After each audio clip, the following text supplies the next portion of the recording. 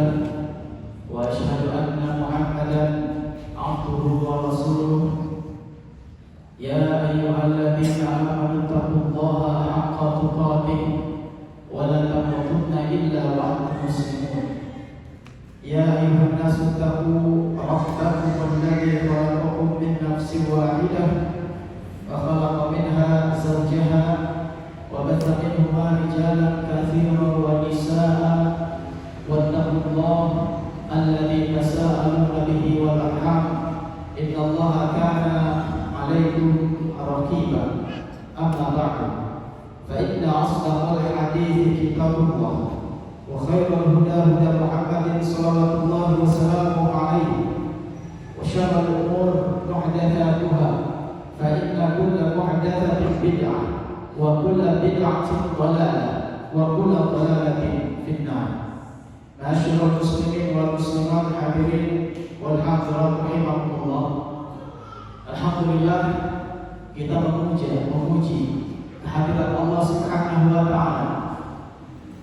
Dan kemudian kita pun menghaturkan salawat dan salam kepada junjungan Nabi besar Muhammad sallallahu alaihi wasallam.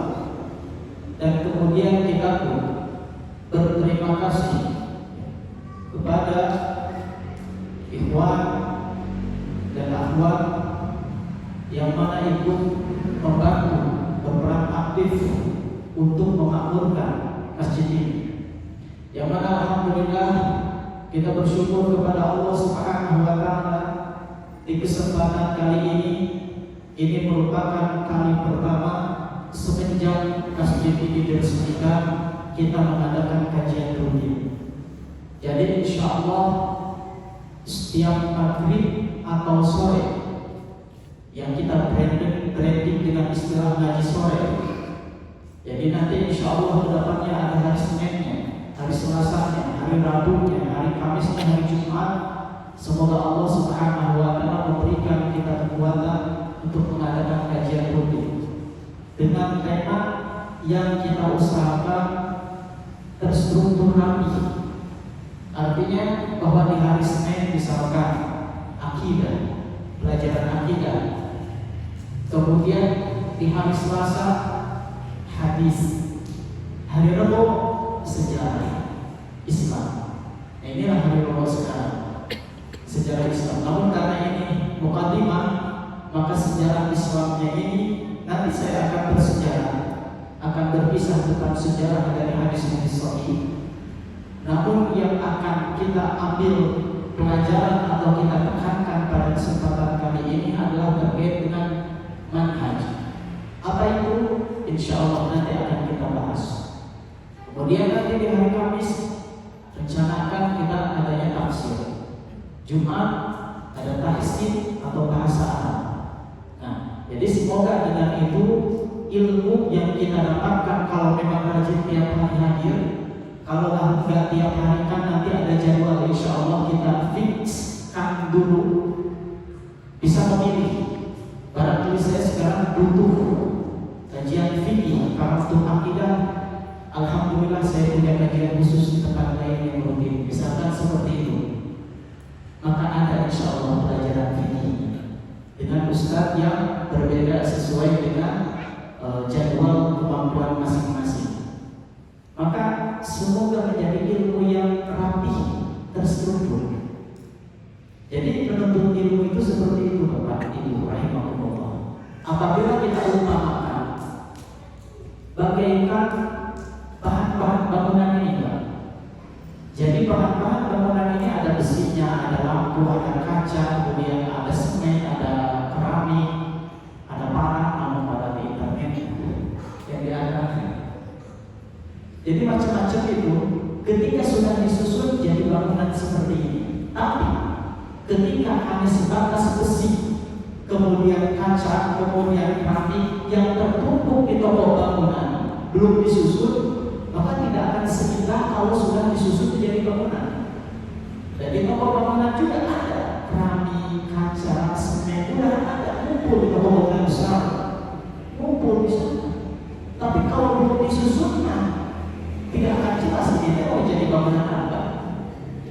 Maka saat yang muncul seorang arsitektur menyusun bangunan tersebut menjadi suatu bangunan yang indah. Dan kala itulah ada maknanya, berarti itu bukan bahan-bahan bangunan itu ternyata bisa dibikin seperti itu. Maksudnya ini, ketika kita Bapak Ibu rahimahullah hanya sebatas nyomot ilmu dari sana, dari situ, dari sini, dari situ, tanpa ada aturan, tidak distrukturkan, tidak ada orang yang menyusunnya dengan baik, maka hanya sebatas jadi wawasan. Kalau ngobrol tentang tinggi nyamuk gitu ya, tapi dia gak berilmu secara utuh tentang fikih. Kalau diajak ngomong sejarah, pernah saya bilang, saya pernah tahu ini kisah Nabi Nuh, kisah Nabi Adam, tapi tidak bisa mengambil ilmu yang manfaat dari sana, tidak bisa mengambil ilmu yang akan bisa diamalkan. Ketika ngomong akidah, pembagian tauhid kata Syekh Muhammad bin Abdul Wahab ada 3. Ini artinya bukan pembagian secara seperti trinitas dan sebagainya. Dia bisa ngomong seperti itu, tapi ketika dihadapkan oleh ujian dan fitnah, dia tidak bisa memanfaatkan akidahnya itu, hanya sebatas teoritis. Nah begitu diajar betul-betul, tidak terstruktur dan ayat kurikulum. Nah makanya kami itu mudah-mudahan di antara istilah para pengusaha selalu bisa dibrandingkan kurikulum rapi di sini, seperti itu. Sehingga mudah-mudahan Bapak Ibu rahimahullah belasan tahun sudah numpuk ilmu di sini, kajian di sana kemari gitu, dan itu bukan. Maka lebih dirapikan lagi, sehingga ini manfaatnya ketika ada ujian kita bisa tahu sikap yang bijak dalam menghadapi itu semua. Gitu. Adapun pada kesempatan kali ini, tema yang sudah kita sosialisasikan, kita umumkan adalah terkait dengan hikmah manhaj para rasul ulul azmi dalam berdakwah. Jadi hikmah manhaj para rasul ulul azmi. Para rasul itu dalam sebagai riwayat sebutkan sebanyak 313 atau 314, 315. Ini beda pendapat, riwayat itu berbeda-beda. Artinya ternyata dijelaskan bahwa maksudnya adalah 300 lebih belasan orang, tidak sampai 20. Sebanyak pasukan perang Badar, itu jumlah para rasul. Angkanya ya, bukan pasukan perang Badar atau mujahidin Badar itu adalah para rasul, bukan. Tapi jumlahnya hampir sama. Tapi kemudian di sini saya kasih tema bahwa yang akan kita bahas di sini tentang manhaj dakwah para rasul ulul azmi. Bukan seluruhnya 313 yang kita bahas, tetapi juga ulul azmi yang menurut para ulama yang masyhur dari para ulama bahwa maksudnya syukur. Maksudnya ulul azmi kita di Indonesia yang masyhur di Indonesia ulul azmi, rasul-rasul ulul azmi itu 5. Ternyata ini cocok dengan apa yang menjadi pendapat Imam Ibnu Katsir. Jadi kalau Bapak Ibu pernah baca, sering baca, biasanya yang di sunnah itu rajin baca. Oh ternyata ada pendapatnya ulul azmi itu rasul-rasul yang mana aja. Maka jawabannya bahwa yang kuat, yang dikuatkan oleh Imam Ibnu Katsir. Kalau sekarang Syekh Shalih Al-Fauzan, kemudian yang sekarang yang pernah ke Indonesia, ulama ke Indonesia, Syekh Al-Humais, ya Uthman Al-Humais, hafizahullah jami'an, bahwa ulul azmi itu ada 5. Rasul-rasul yang masuk ke dalam rasul ulul azmi itu ada 5. Saya bacakan dari tafsir kitab Ibnu Katsir. Kenapa Al-Imam Ibnu Katsir dan ulama yang bersependapat dengan beliau, kenapa berpendapat bahwa ulul azmi dari kalangan rasul itu cuma 5? Itu ada dalilnya. Adapun ulul azmi itu sendiri artinya adalah rasul-rasul yang memiliki kekuatan, kesabaran, nekat, perjuangan yang lebih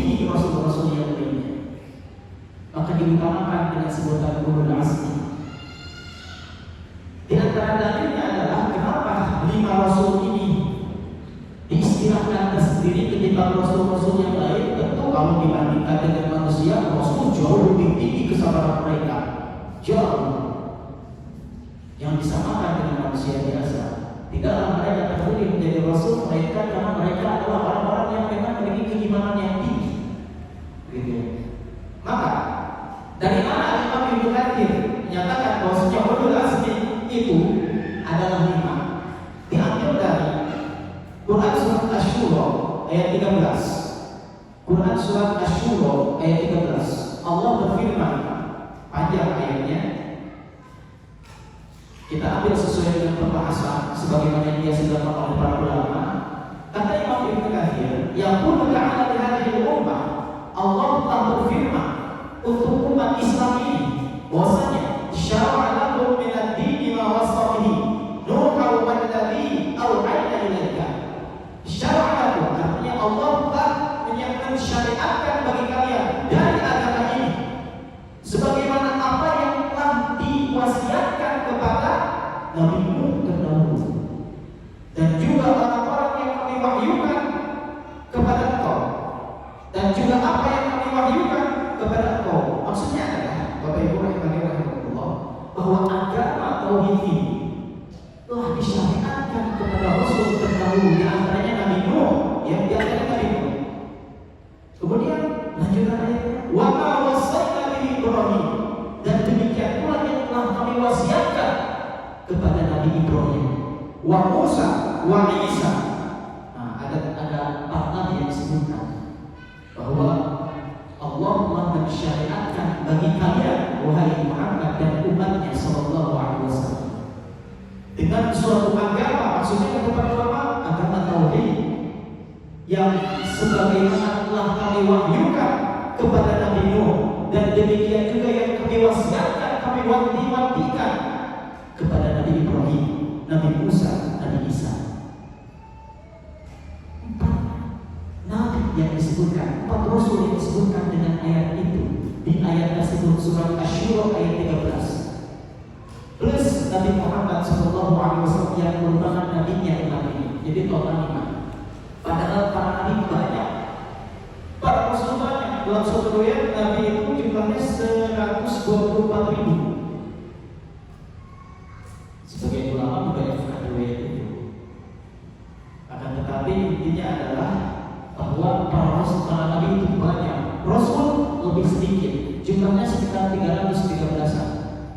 Tapi ulul azmi cuma 5. Yang disebutkan dari ayat itu ketika Allah Subhanahu wa taala menyebutkan bahwa agama tauhid ini telah kami syariatkan kepada engkau dan umat engkau wahai Muhammad sallallahu alaihi wasallam, demikian juga kepada Nuh, kemudian Ibrahim, Musa dan Isa.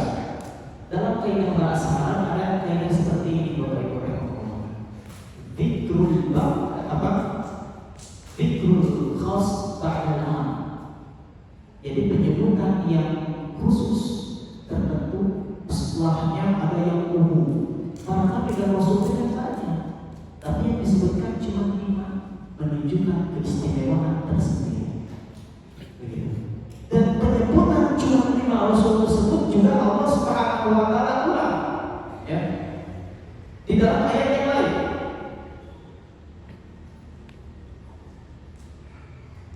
Allah Subhanahu wa taala berfirman dalam surat Al-Ahzab, kalau tadi kan ayat surat Asy-Syura ayat 13.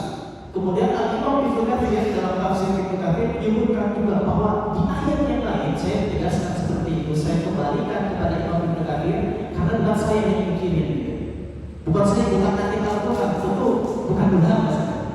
Tapi saya alhamdulillah Allah beri anugerah bisa bahasa Arab, bisa baca kitab, tahu dasar ilmu syar'i, sehingga bisa memahami apa yang disebutkan oleh Imam Ibnu Katsir. Bahwa ayat yang mengkhususkan 5 rasul tersebut pun disebutkan oleh Allah dalam surat Al-Ahzab ayat 7. Allah berfirman, wa id akhadna minan nabiyyina mitsaqahum, dan tatkala kami telah mengambil janji kepada para nabi, ya, dan tatkala kami telah mengambil janji dari para nabi, wa minka, dan juga dari engkau wahai Muhammad sallallahu alaihi wasallam.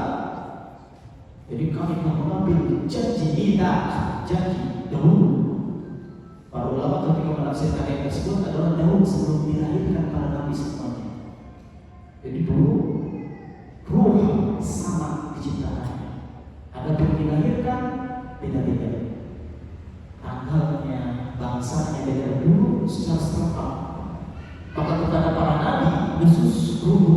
para nabi, Allah telah mengambil janji khusus, gitu ya. Wanita dan juga kepada engkau, dan khususnya kepada engkau, maksudnya kepada Nabi Muhammad SAW di surat Al-Ahzab ayat 7. Kemudian Allah pun menyebutkan beberapa nabi yang lain.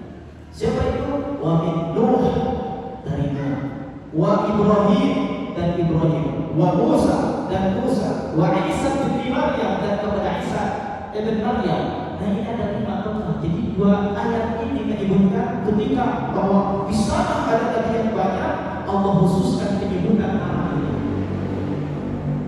Dalam tata bahasa Arab itu menunjukkan keutamaan tersendiri. Oleh karena itu kata Imam Ibnu Katsir, ya,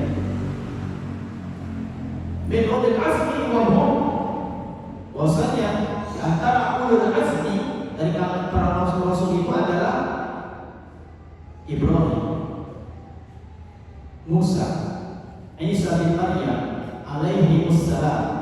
Hadhihi ayat Allah dzikru al-khamsah, maksudnya bahwa ayat tersebut, ayat Al-Ahzab, ayat Asy-Syura ayat 13 menyebutkan hanya 5 nabi saja yang menunjukkan itu memiliki keutamaan tertentu yang biasa diistilahkan ulul azmi intinya. Nah, itu ayat yang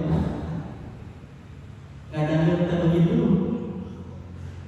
bergantung seperti itu. Nah, oleh karena itu ini dalam rangka untuk menunjukkan pendalilan dari Imam Ibnu Katsir kenapa beliau berpendapat ulul azmi itu cuma 5, padahal sebagian ulama mengatakan para rasul semuanya ulul azmi yang memiliki kesabaran itu. Maka apabila tadi mendengarkan dalil dari Imam Ibnu Katsir, maka inilah yang kuat. Apalagi ada satu lagi yang menyebabkan semakin kuatnya pendapat ini, ya. Allah Subhanahu wa taala berfirman tentang Nabi Adam. Wa laqad 'ahidna ila Adam min qablu, dan sungguh kata Allah Subhanahu wa taala, kami telah memberi pesan kepada Nabi Adam sejak dahulu. Fanasi, tapi Nabi Adam lupa sehingga memakan pohon larangan. Fanasi, maka dia lupa. Walam, kata Allah, walam najid lahu azma. Kami dapati kemauan yang kuat pada Nabi Adam. Kami tidak mendapati kemauan yang azam, yang kuat pada diri Nabi Adam, kata Allah. Nabi Adam, kata Allah dalam surat Toha ayat 115, surat Toha ayat 115, Allah menyatakan walam najid lahu azma. Nah, ulul azmi ada kata azma di sana. Artinya bahwa kami tidak mendapati pada diri beliau Nabi Adam azam, tidak dapati azam, kesabaran yang kokoh sebagaimana ulul azmi yang 5 tadi. Nah, dari sana dapat kita ketahui bahwa nabi yang lain ada yang Allah nafikan sifat azamnya. Adapun 5 nabi yang tadi itu jelas sesuai isyarat ayat yang disebutkan memiliki keutamaan khusus. Baik, nah itu. Oleh karena itu Bapak Ibu rahimahullah, tentu sangat luar biasa ketika kita mempelajari sejarah 5 nabi ini. Kalaulah kita tidak sempat mempelajari semuanya, gitu. Kalau santri ya harus mempelajari karena dia fokusnya ilmu agama. Ganda sibuknya dinafkan santri atau ulama, memang para ulama, para penuntut ilmu syariah khusus menginfakkan hidupnya untuk mempelajari ilmu syariah dan duniawi hanya sebenarnya saja, tentu wajib mempelajari semuanya. Tapi bagi kita misalnya yang memiliki kesibukan lain, punya anak banyak, istri 1 tapi anak banyak dan sebagainya, butuh nafkah, udah itu banting tulang karena ternyata pekerjaan kita nafkahnya belum cukup, maka waktu sisa sedikit atau pelajari bagaimana ini tentu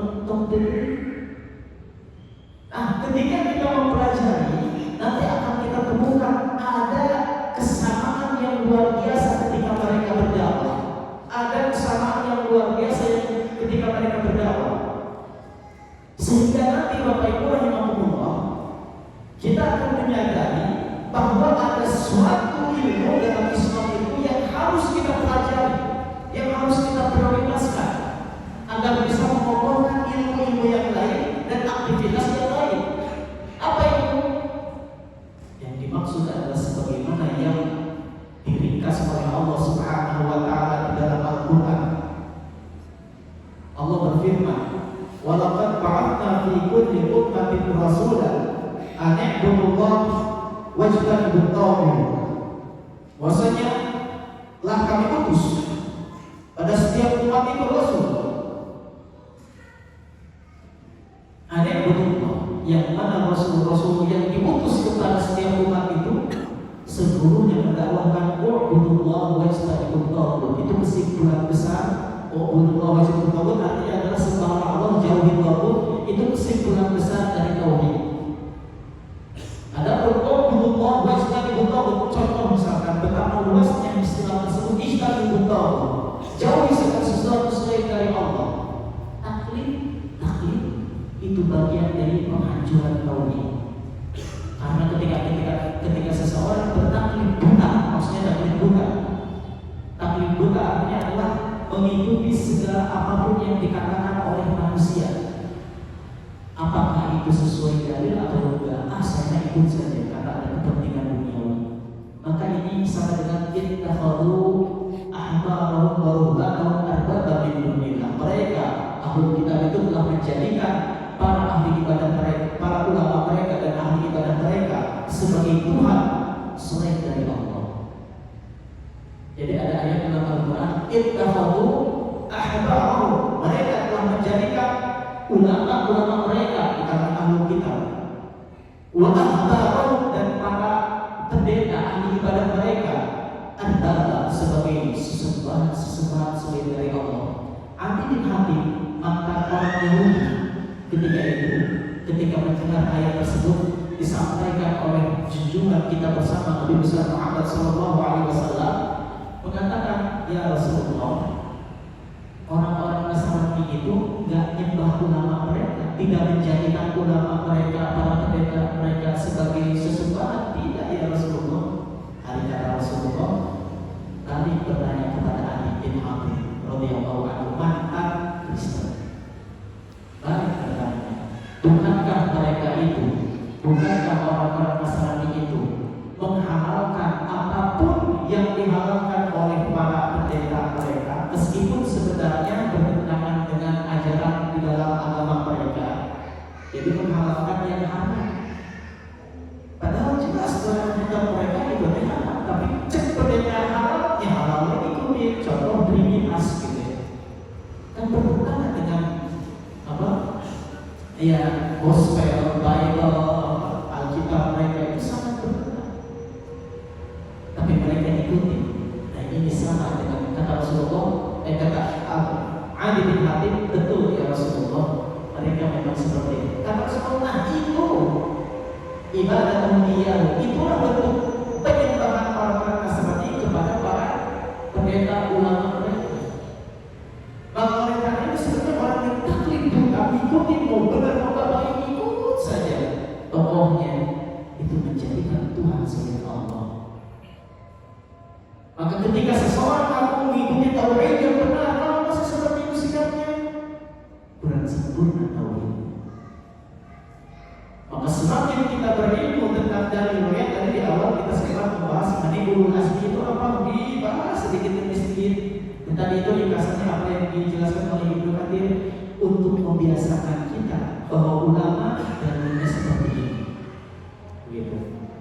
Baik, ada ya, karena ini cukup apa, saya belum masuk kepada pembahasan yang penting sesuai tema. Oleh karena itu, karena sekarangnya ada kemudian sholat, setelah itu kita lanjut lagi sebentar baru pulang. Jadi sholat dulu karena ada masyarakat di sini yang datang waktu bisa untuk sholat, waktu ngaji. Jadi sholat dulu. Habis itu kita lanjut. Setelah sholat sunnah, kalau sholat sunnah kita lanjut. Setelah itu baru selesai. Insya Allah tidak lama. Sekian, assalamualaikum warahmatullahi wabarakatuh.